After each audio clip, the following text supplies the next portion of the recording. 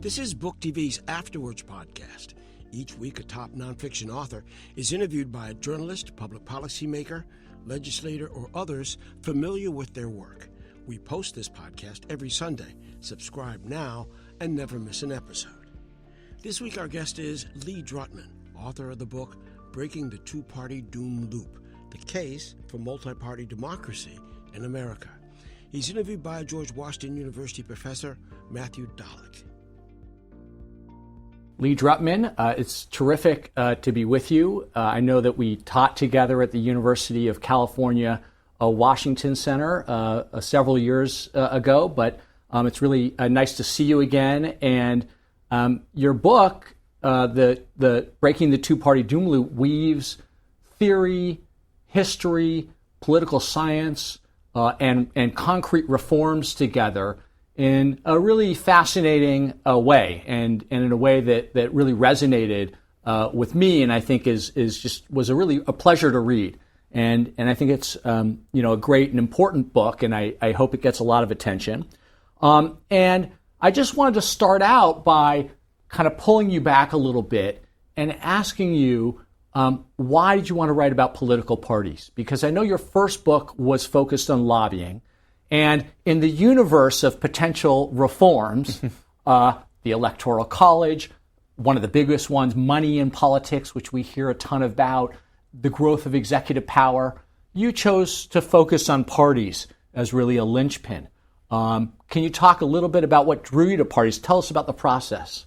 Well, it's great to be with you again, Matt. It's a fun reunion here on C-SPAN.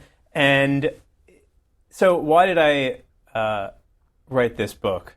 I wrote this book because I was worried about American democracy, and I saw hyper-partisanship as a serious problem affecting our country, and wanted to think about if there was some way to maybe solve that problem.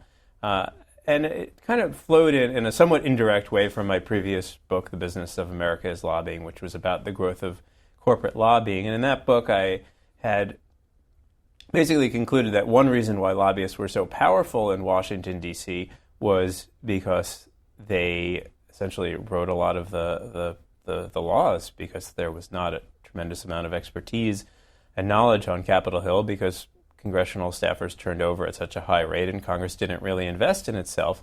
And after that book came out, I went around talking to folks in and around Congress, saying, well, Congress should just hire more staff so they have some more expertise.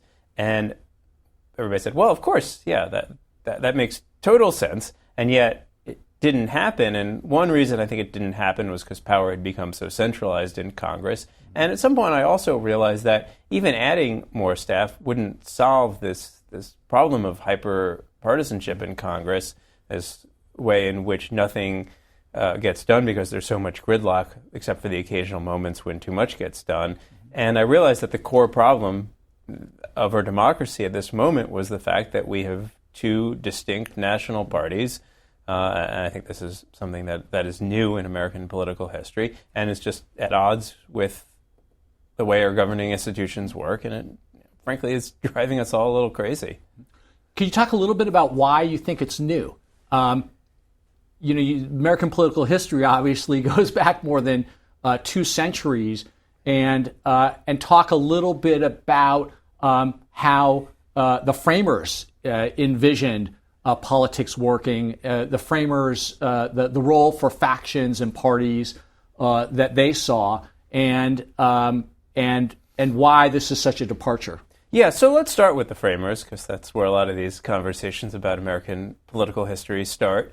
And so the framers were engaging in this kind of radical act of coming up with a system of self-governance, and they thought political parties were very dangerous things, because they had read their history of ancient Rome and ancient Greece and early republics, and they saw that civil war was a real threat to self-governance. And they saw that civil wars happened when a polity got split in two, and that there were two parties, a majority party and a minority party often. And what would happen was the majority party would use its power to oppress the minority party. And so they thought that they were going to come up with a system of government that would make it very hard for parties to form. They were going to have bicameral legislature. They were going to have 3 branches of government on top of federalism.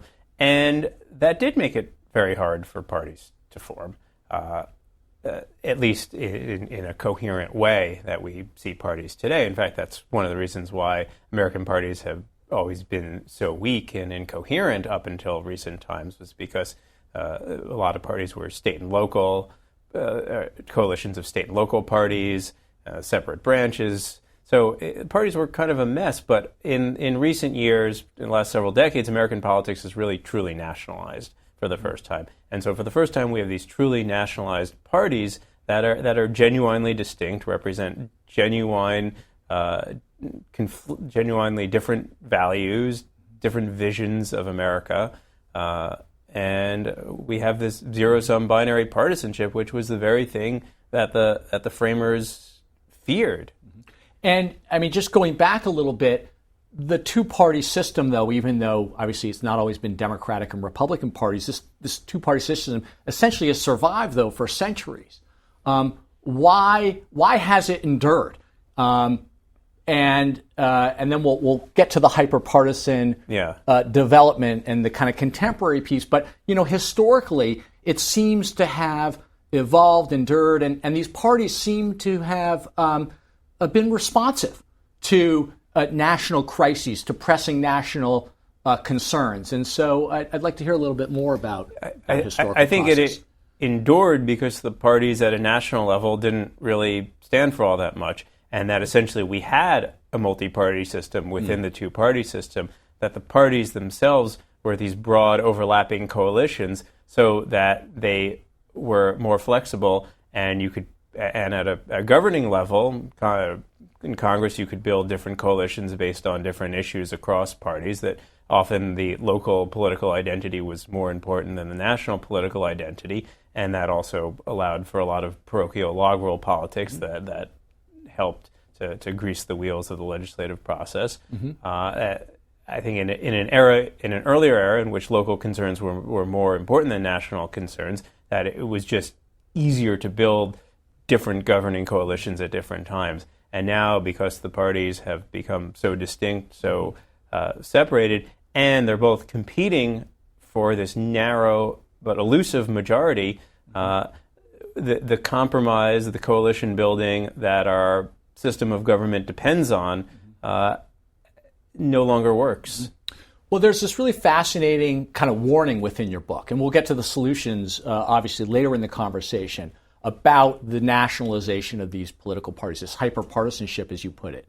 One thing that struck me, and again, sticking with the kind of historical development piece, one thing that struck me is that were our politics, in reading your book, were our politics more in peril during earlier eras in the past century, say during the Great Depression, or say in the 1960s, when, of course, we had scores of urban riots, anti-war protests, three political leaders were assassinated, and police were clubbing demonstrators outside the Democratic Convention in Chicago. I'm wondering if, looking back, if you saw democracy really under greater threats in, say, the 30s or the 60s than it is today, and how you would kind of place the parties in those earlier eras versus now. Yeah, well, let's start with the 60s. Certainly the idea of violence is not something new to American democracy. Throughout the idea that there was some halcyon, peaceful age of American politics, I think is a total myth. Politics has always been nasty and at times a little violent. But what was different about the 1960s was that the conflicts over civil rights were not hyper-partisan conflicts. Conflicts were fought between conflicts were fought more within the parties than between the parties. So in the civil rights bills, actually, there was a higher percentage of Republican members of Congress voting for the major civil rights bills in the 1960s, so that the Democratic Party came to own that set of policies.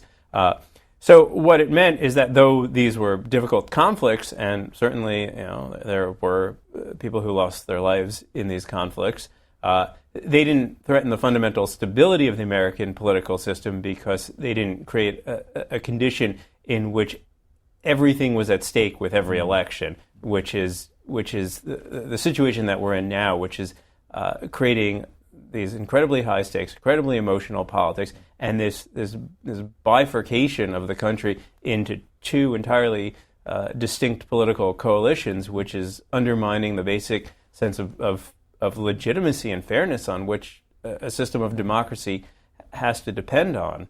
And that is a fundamental challenge. I mean, the 30s was also a challenging time, and there were lots of folks who thought that democracy had come to its end and that fascism was the wave of the future. And perhaps if the election of 1932 had turned out differently, maybe or Huey Long had become president. I mean, there were a lot of historical contingencies. Sure, yeah. So I mean, all of which should remind us that self-governance, democracy, is not something that we should take for granted, but is a somewhat fragile thing. And we have to think hard if we want to continue it. And talk a little bit, this kind of mid-century, you describe a four-party system, two parties within each party.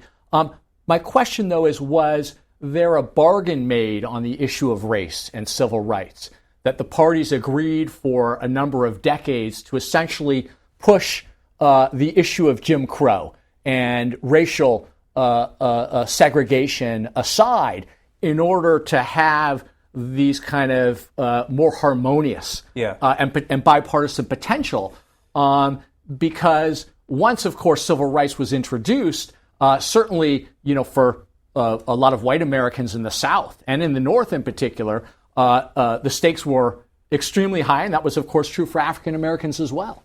Yeah, well, that's exactly right. And so there are a lot of folks who nostalgize that bipartisan consensus of the 50s and the early 60s. But, of course, that consensus was really based on the exclusion of civil rights from the national stage and the continuation of the Jim Crow South. And so this is why politics is fundamentally about conflict, and we have to have these conflicts. We just have to figure out how to have them in a way that is not so binary and zero-sum. And that the Civil Rights Acts of the 1960s set in motion the long realignment of America and politics along cultural and social and identity lines, which we now are experiencing the culmination of. And I would say that from probably the mid 60s through the late 80s, early 90s, we did have something like a functioning four-party system with liberal Republicans and conservative Democrats alongside liberal Democrats and conservative Republicans. And although that system certainly wasn't perfect, in retrospect it worked pretty well because it meant that you could build different coalitions along different issues in Congress, and lots of landmark legislation passed with overwhelming support. And Congress, I think, was at its institutional height. There were strong committees. Congress was well resourced. It hadn't ceded as much power to the executive branch as it has now. And for a lot of voters, of course, it meant that the parties didn't really stand for anything, which I think was a frustration for a lot of voters. But at a functional governing level, I think it worked pretty well. And ultimately, I think we ought to get back to something like that, but with actually multiple parties, so voters can actually make those choices more clearly. And you mentioned civil rights, of course. So beyond civil rights, how would you explain sort of the past several decades? How would you kind of sum up, and especially in the 60s, 70s, and 80s, where we begin to see the breakdown of this four-party system? Are there broad cultural forces at work? The rise of the culture wars, things like Roe v. Wade, the fractured media landscape, right, that we hear so many pundits and scholars talk about. How would you explain, the forces that are driving the rise of these national parties and this binary polarization? Well, I think you identified a few of them. I mean, the rising politics of the culture war, particularly accelerated by Roe v. Wade, backlash to civil rights, and just the increasing salience of culture war issues at the national level. Probably the end of the Cold War played a little bit into that, as well as loss of a common enemy. I mean, I spend 2 chapters in the book kind of detailing the trends, and even that doesn't do full justice to the complexity. I'm talking to a historian here. But I mean, in short, as Americans became more prosperous and the middle class expanded, the pressing economic issues of an earlier era lost salience, and the rising identity, culture war, politics gained salience, and the parties took on more distinct and separate national images. So by the 1990s, when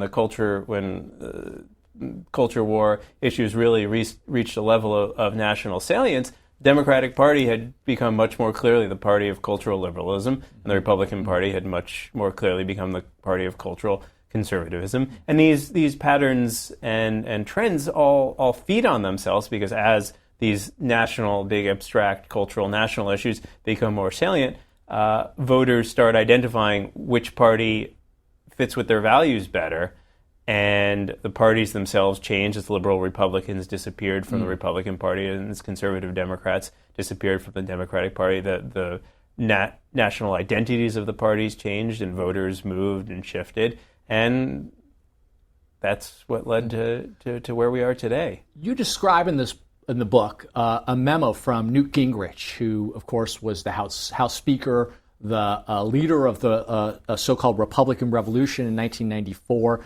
And the memo was to fellow Republican colleagues about how to describe Democrats. And I'm quoting from the memo from your book. He recommended that Republicans use words to talk about Democrats such as betray, bizarre, decay, destroy, devour, greed, lie, pathetic, radical, selfish, shame, sick, steal, and traitors. That's a pretty remarkable set of attributes to fix on one's opponents. Does that kind of encapsulate a different level of rancor? Yes. Than what, even though, as we discussed, politics has always been bitter and brutal. Are we talking about something fundamentally new in the early 90s? Well, Newt Gingrich did a bunch of things in that 1994 midterm election. He encouraged his fellow Republicans to talk in a much more aggressive way about Democrats. He also, for the first time, really nationalized a congressional election that in the past congressional elections had mostly been run on local issues. And Gingrich noticed something, which is that Republicans kept winning national elections for president, although they had lost in 1992, but that they were losing congressional elections. And he thought that the key was to emphasize these national themes, these cultural themes that Reagan had and to some extent Bush the First had won on. And so he really changed the playbook for how you do congressional elections. Now, I think Gingrich is a complicated figure. I mean, he often becomes this caricature of, so everything was fine, and then suddenly Gingrich took over and things went to hell. He centralized power, but he was picking up on trends that were happening before. And one reason why Gingrich came to power in the Republican Party was that there were a lot of Republicans in the House who were really tired of being in the minority and tired of the go-along, get-along leadership, and were craving somebody who was more oppositional. And the Democratic Party had been a majority in the House for 40 years, and they had grown a bit corrupt, and there was a increasingly strong centralized leadership under Speaker Jim Wright, which a lot of Republicans rebelled against because they felt like they were being cut out of the process more, which led to the rise of Newt Gingrich.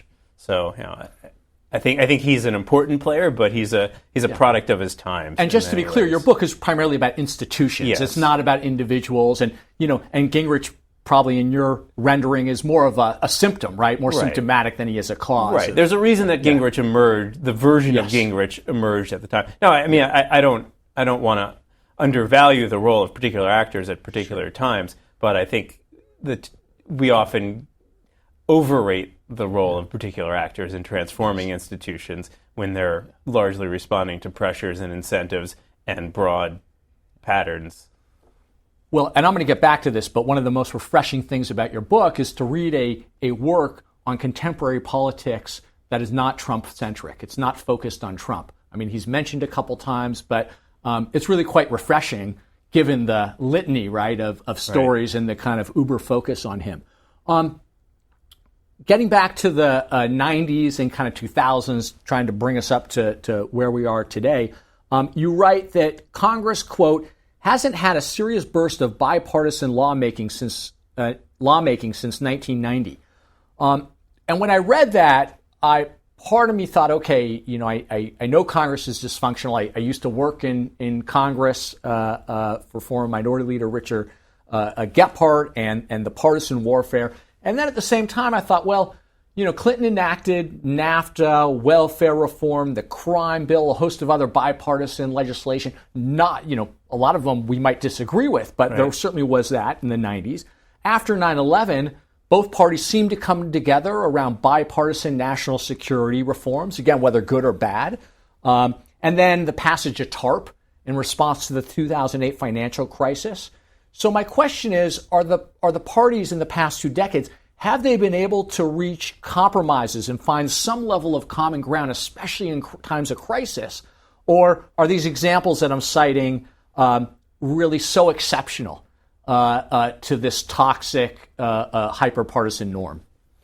Well, I think there's been a steady decline. Right? It doesn't happen all at once. And I talk about 1990. Congress passed major environmental law, major immigration law, major budget reform, and Americans with Disabilities Act, which are all really landmark legislation. Now, it's not to say that there hasn't been major bipartisan legislation since then, but having 4 major bills in a year, that doesn't happen anymore. And it's been sputtering out in really the 2010s, in which I would argue that we, for the first time, have had that genuine two-party system has been just basically nothing in terms of major bipartisan legislation. The only legislation now, in terms of major legislation that passes, is partisan legislation.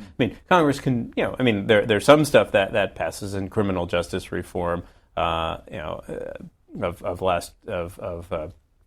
2018 was something. But it's not slim pickings. But if we're talking about if we think about the denominator, which is the number of problems that Congress is called on to solve, and we look at the numerator, that fraction is getting smaller and smaller. Especially when it seems overwhelming majorities of the American people support certain steps, like let's say common sense gun reform. Right. So the title of the book has this phrase "doom loop," two-party doom loop. Can you talk a little bit about why it's so dire, right? Why we can't seemingly escape this? Because as of course we know, politics is never static. Right. But doom loop implies that there is a certain stasis and that we've kind of spiraled into a really negative period or era in which there really is no escape unless we have fundamental pro-democracy reforms. Right. So what we have in this era is 2 distinct national parties fighting over a zero-sum conflict over what is our national identity. We have one party, the Democrats, that has its core in urban, cosmopolitan America, diverse, multicultural, engaged in the global knowledge economy, and the other party, the Republicans, which has its core in rural, traditional, white, Christian America, increasingly disconnected from the global knowledge economy, and with 2 very different visions for governing America. And the challenge is that they're in roughly equal power, that in any given election, Democrats could win control of Washington, Republicans could win control of Washington.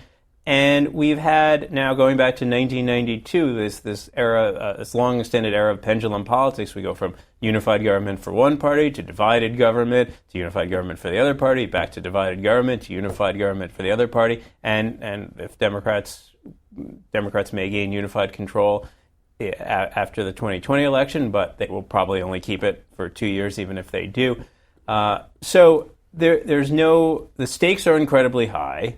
And we're in this era of extended trench warfare with no obvious resolution, and both sides desperately fear being in the minority, and both sides think that they can win the majority. But it is a stalemate, and neither side has any intention of ever backing down. And to even engage in political compromise is essentially to back down. So it's just like you're stuck in a traffic jam and you can't move because there are fundamental barriers ahead. Yeah, it's kind of like your worst nightmare, right? You're getting stuck in this endless cycle where you're just getting angrier and angrier, and all of the forces in our political system lead to more escalation as the stakes have gotten higher. People get more emotional about politics. You can't compromise with the other side. People are cutting off friendships.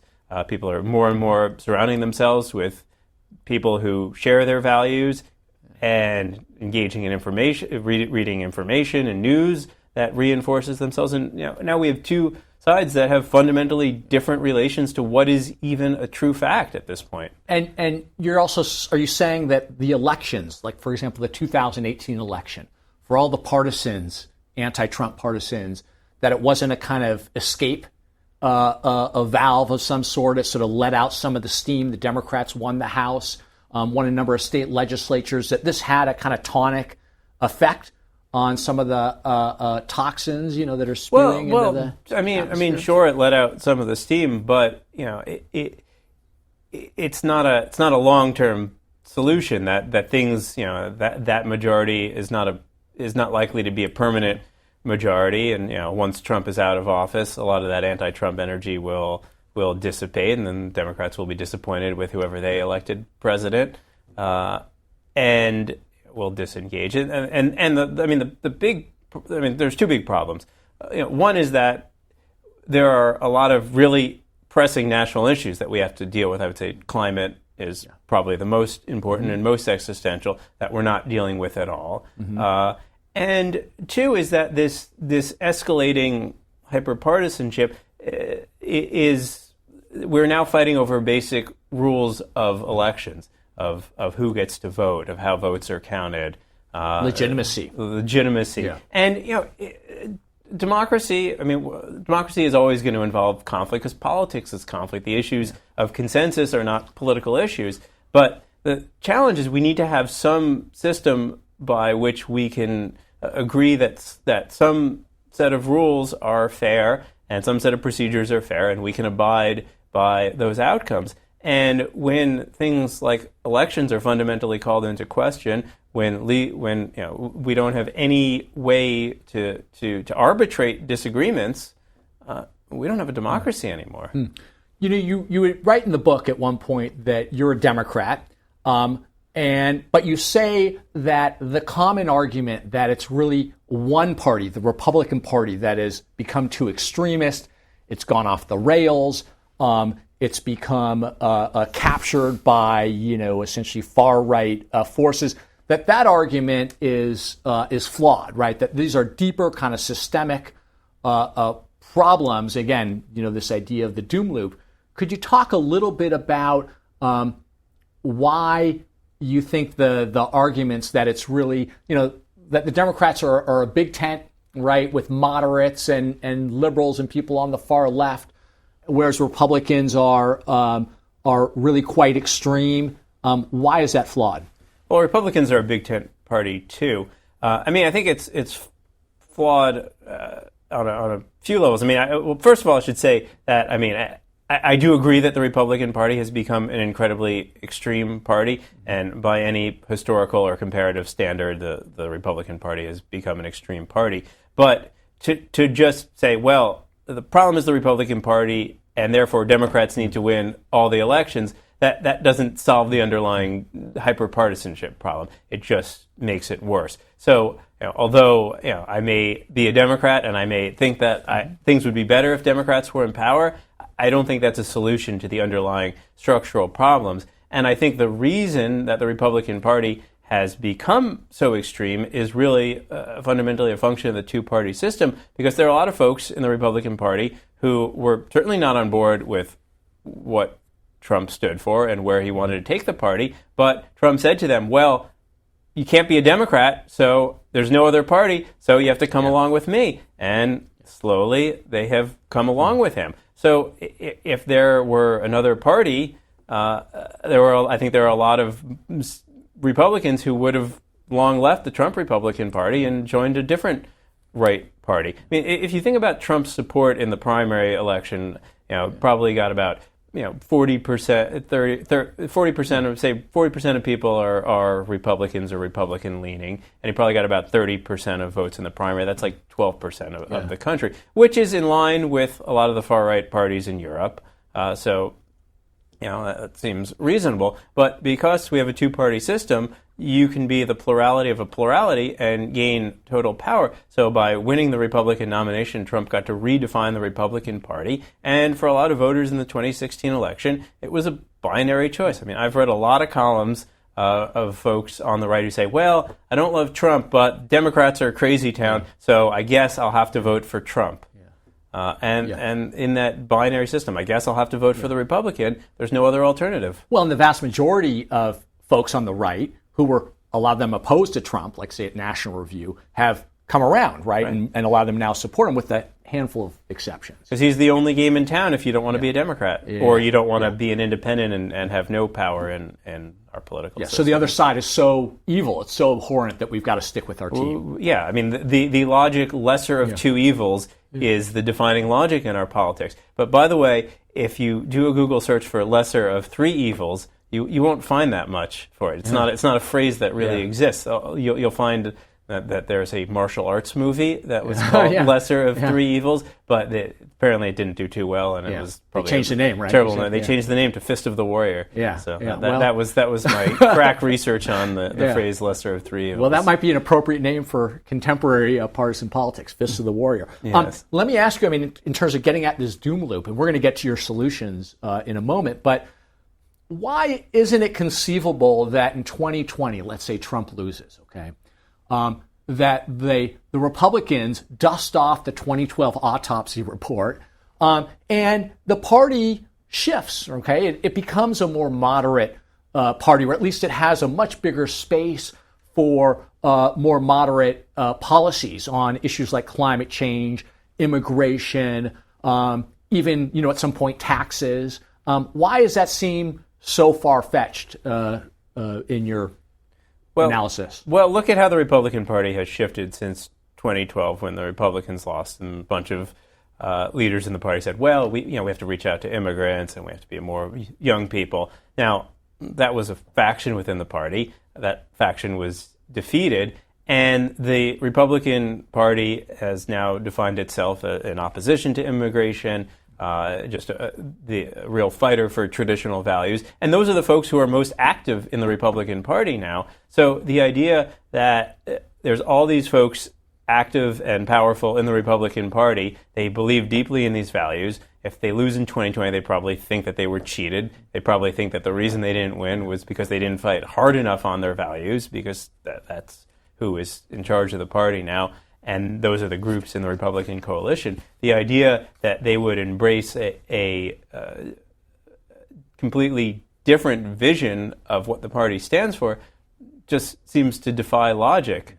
That's not the values of the Republican Party, and they're not going to suddenly transform their values when they think that they can continue to win on those values. I mean, maybe if they lose 4 presidential elections in a row, and they become a minority faction in a dominant Democratic politics, then they might rethink. But that's a ways off, and I don't think that'll happen anytime soon.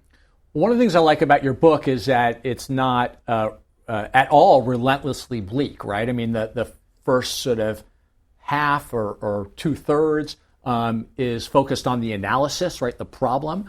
But you've really got a very meaty solutions section, right, and recommendations, and you've clearly thought very deeply about them. And I'd like to spend a little time kind of going through your case for reform. And of course, that's the subtitle, The Case for Multi-Party Democracy in America. Multi-party democracy seems very, very foreign to us, right, to a lot of Americans. But what would be the chief advantages to having a multi-party democracy? Well, I mean, one, I would, I know it sounds foreign, but I think it actually shouldn't be seen as foreign for two reasons. One is that I think we had a multi-party democracy in the U.S. for a long time, contained within the two-party system, but I think what we had was much more akin to a multi-party democracy with different factions and different coalitions than the two-party democracy that we have now. I think the two-party democracy of the 2010s is the truly radical deviation from the American political norm. I also think if you look at what the framers were writing about, and again, they didn't like parties, but what they really didn't like was the two-party system, that, I read Madison's Federalist Number 10, which is one about factions counteracting factions, which I read as saying, look, the key to a stable democracy is fluid coalitions, that you have different factions building different majorities on different issues, but you want to have a democracy so that no group feels like it's going to be in the permanent minority and therefore it doesn't see the system as legitimate, and no group seems like it's going to be a permanent majority and therefore sees it as an opportunity to oppress the minority. And that is fundamentally a vision of multi-party democracy in which different parties build different coalitions at different times. Issues come in depending on the different issues, and it's more responsive, it's more fluid. Parties can come and go in response to changing demands and concerns of the electorate. And so I think it shouldn't seem that foreign to us. It's just that that we haven't conceived of our political history in that way. I think it has tremendous advantages.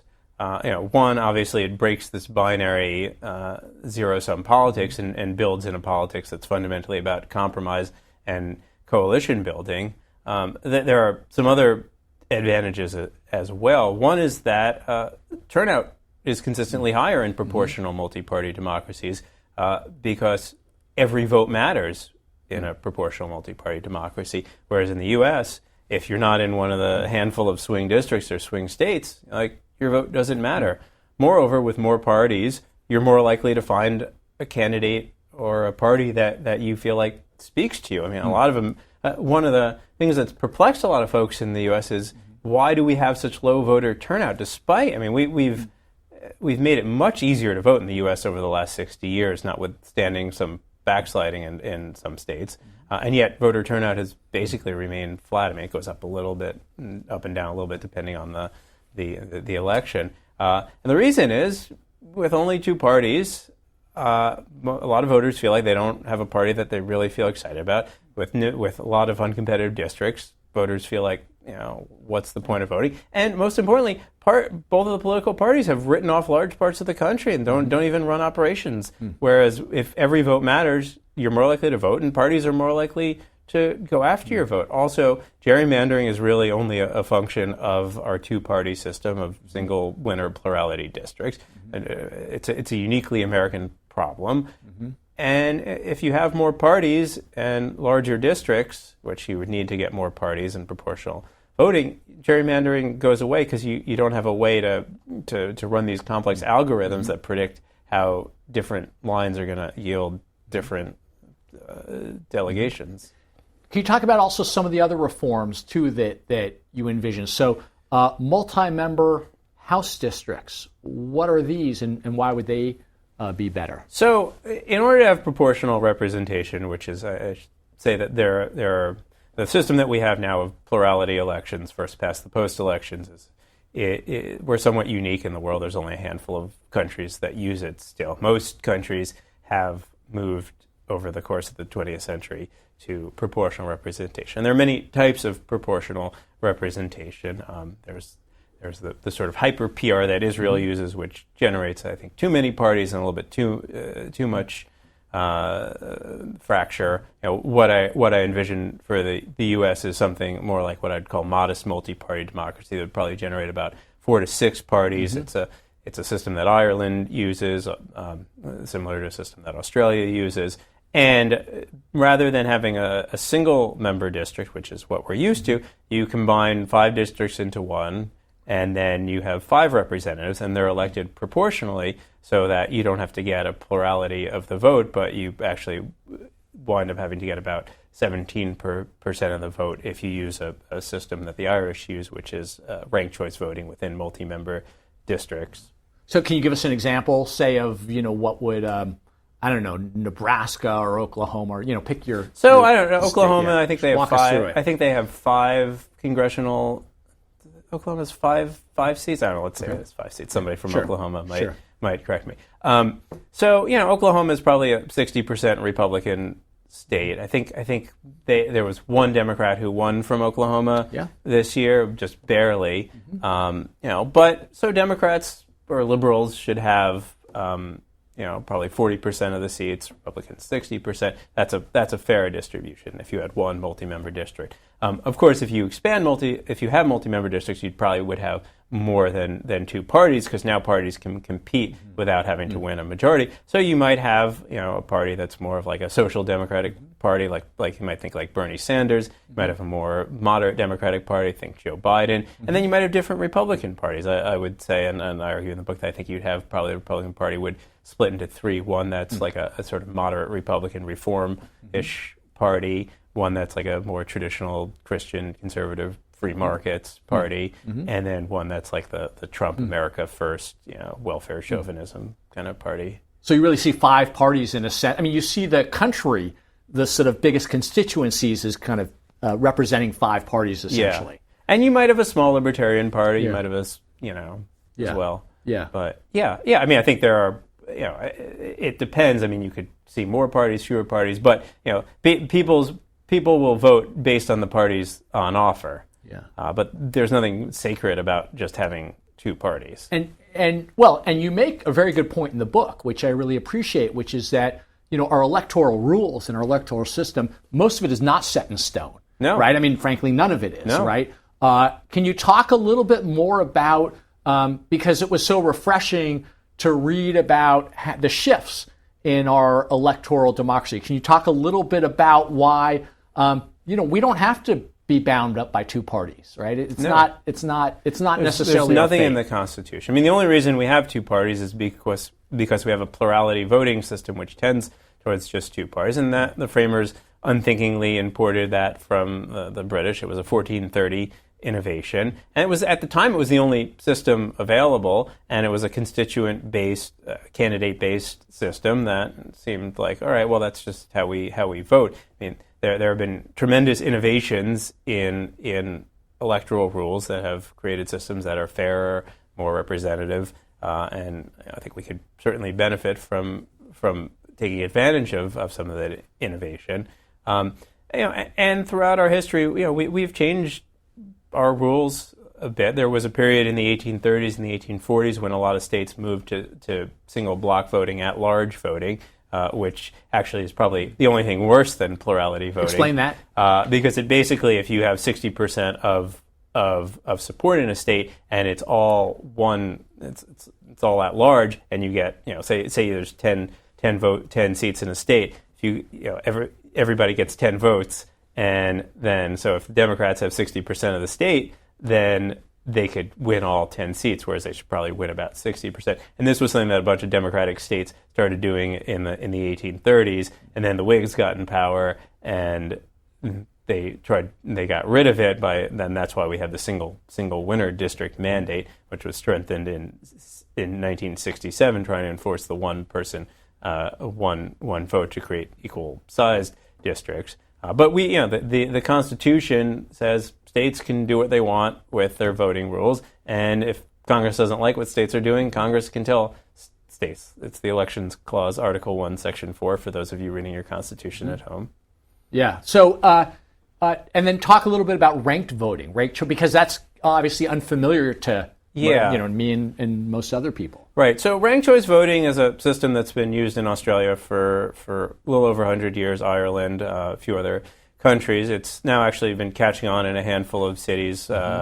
Came to San Francisco first, Minneapolis, St. Paul use it, Oakland, New York City just adopted it for its primaries. Maine is now using it for its congressional and presidential elections. And the system is actually quite simple. Rather than picking just one candidate, you rank your candidates in order of preference. And then the candidates get eliminated from the bottom up. So the last place finisher of first preference choices gets eliminated, then the votes get transferred. So it's essentially like having a backup vote. You might be a candidate you really like, but you don't think that candidate's going to win, but you want to register your support, and then, second or third, you pick the candidate that you think can win. And, it gives more expression to voters. Voters really like having this ability. And, it also encourages more coalition building that, I might not be your first choice, but I'd like to be your second choice. And the cities that have adapted it have seen less negative campaigning, and voters tend to like that. So it's a way to reduce polarization, and in the multi-winner format, it would lead to multi-party democracy. I mean, it sounds really good, and let me just play devil's advocate for a second, course. Which is, all political reforms, as you know, or most of them, have unintended consequences, right? Things that we can't envision. Right. Sure. Now, some democratic reforms have clearly advanced democracy, I think. So, something like suffrage or Voting Rights Act in 1965. Others, though, I think seem quite flawed in retrospect. Yeah. So thinking about the California initiative. Top two primary. System, the initiative system. Yeah, the initiative system. So, we're designed to put power into people's hands, right? Take it out of the hands of corporations, of legislators. But that led to things like Proposition 13, Proposition 8, is it 187, the anti-immigrant proposition that so hurt the Republican Party in California, all very controversial. Campaign finance reform in the 1970s, again into the 2000s. The rhetoric around those things seemed to outpace the reality of what happened. And sort of, they didn't deliver on the promise. It didn't seem to curb the influence of big money in politics. So talk to us a little bit about what do you think could go wrong with what you're calling in the book the Save American Democracy Act? Like, what would be some of the unintended consequences that you might worry about were this to pass? Well, I want to say something about unintended consequences. That the status quo, maintaining the status quo, also has unintended consequences. You're arguing higher risk for the status quo than change. Right. Yeah. So, I think I think it's important to have a realistic view of democracy, which is that democracy is not something to solve. That democracy is always going to be messy, and it's always going to be a trade-off among competing values. And for me, the role of reform is to try to solve the most pressing problems at a particular moment, and also to think about changes that we have experience with. So the idea of multi-party democracy, again, not a radical idea. Most advanced democracies in the world have multi-party democracy. Most have stable coalition governments. This is not a crazy idea. There are certainly some crazy ideas out there, but even reforms that we look back on and say, well, maybe that wasn't the best idea. The California initiative, maybe the direct primary. At the time, they were trying to solve a particular problem. So a lot of these progressive era reforms, if you went back to the progressive era and said, well, there's all this concentrated power, both parties are totally bought by the wealthy industrialists, and what do we do about that? Well, I guess we take power away from them because they don't seem to be representing the people that well. Now, there was an American Proportional Representation League that was in business from the 1890s through the 1930s that advocated proportional representation. In fact, there were 24 cities that did move to the multi-winner form of ranked choice voting, including New York City. And I think it worked pretty well, but then some communists got elected in one place and some black people got elected in another place, and then the two parties kind of shut it down. So, look, democracy is not a thing to be solved, and there are always unintended consequences. But we always have to weigh, what's worse: letting things continue as they are in a way that seems incredibly destructive and harmful, or solving what is the biggest problem now, and then maybe. A generation from now, there'll be new problems that reformers will need to solve. And we'll deal with those then. But we have to allow our democracy to continue in order to solve problems in the future. Well, because you're a senior fellow at New America, right? New America, my sense is that they have an interest in seeing some of their ideas, and I'm not saying your ideas totally aligned with theirs, but some of their ideas come into action. Can you talk about the mechanics of implementing these changes? How would these reforms actually get done? And then beyond the book, are there steps that you and or New America, and again, not to link the two things together, but might take to promote your reform ideas? Well, I mean, we're already seeing reform taking off in the states. Maine has passed ranked choice voting. It will be on the ballot in Massachusetts. I think it will probably be on the ballot in 2020 in Alaska. So there's a lot of energy already out in the country around electoral reform.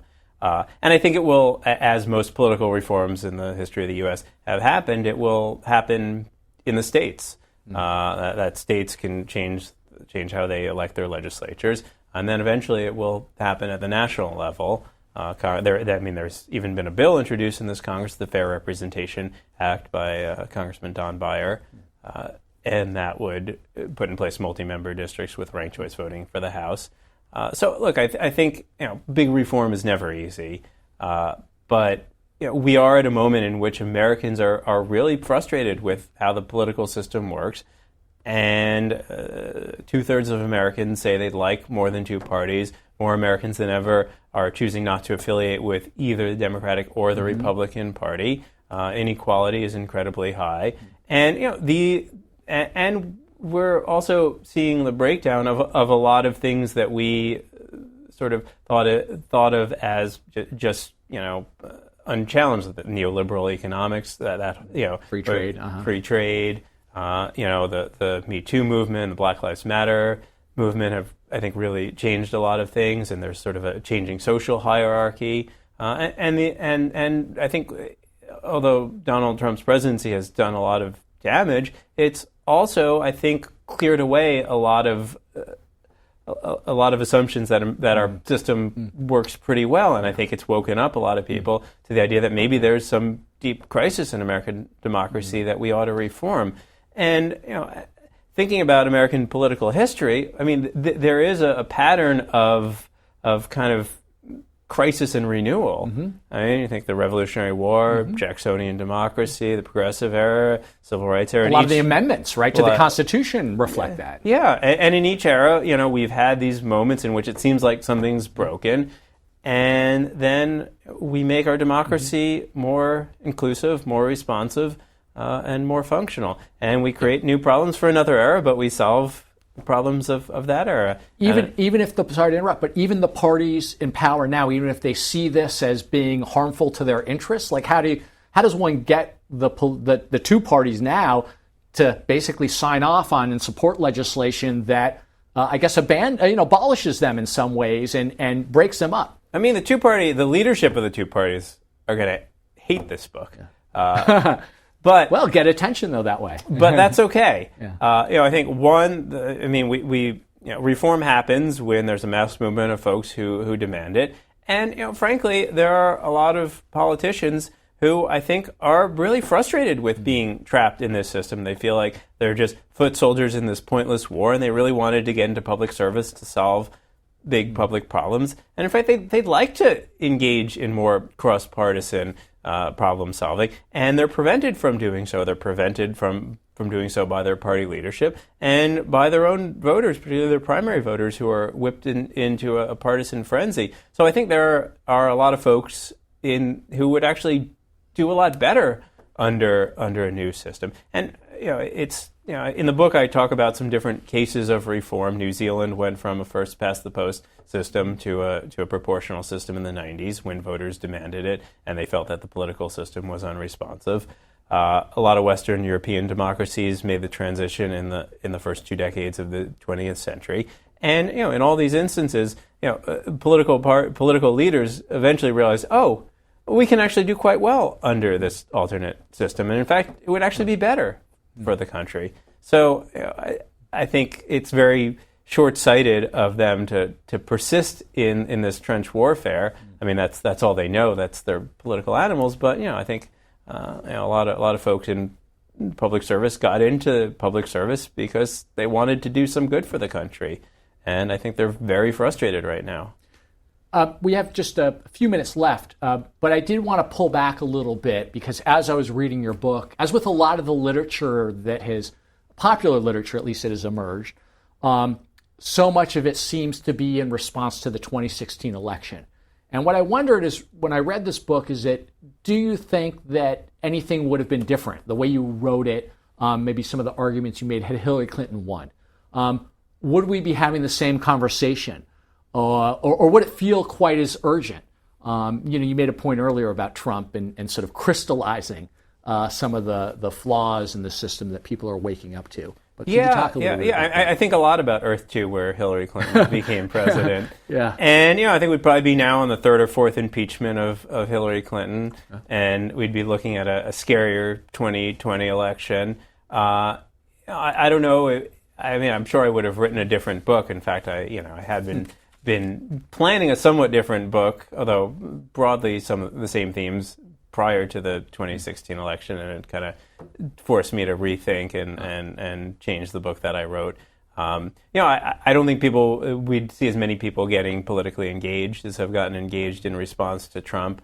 I think it would just feel like more of an extension of the Obama years, and so I think in some ways I think weirdly I think we may be better off as a country for having Trump come to power in a way in which he was just completely disorganized, and there was sort of a buffoonery and aspect to it, rather than a more disciplined Trump-like figure. A last question. We got 2 minutes. What do you make of these books on tyranny, how democracies die? The books that warn that. Your book seems to fall into that genre, and how is your book in conversation with them, if at all? Yeah, well, I draw actually quite a bit on the How Democracies Die framework, and do use their discussion of when mutual toleration and forbearance breaks down, and say that, well, this is actually what the path that we're on is a path towards death of democracy as we know it, because we're losing these breakdowns of these fundamental master norms. So it's very much in conversation with that.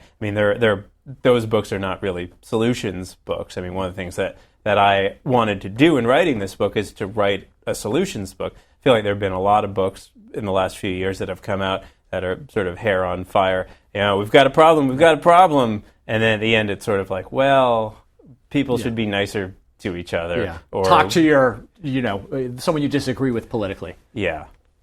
And what I was really trying to do in this book is take a step back and say, all right, well, how did we get to this moment? What are the deeper structural causes, and what in that can we change? We're not going to change how the entire structure of the media works.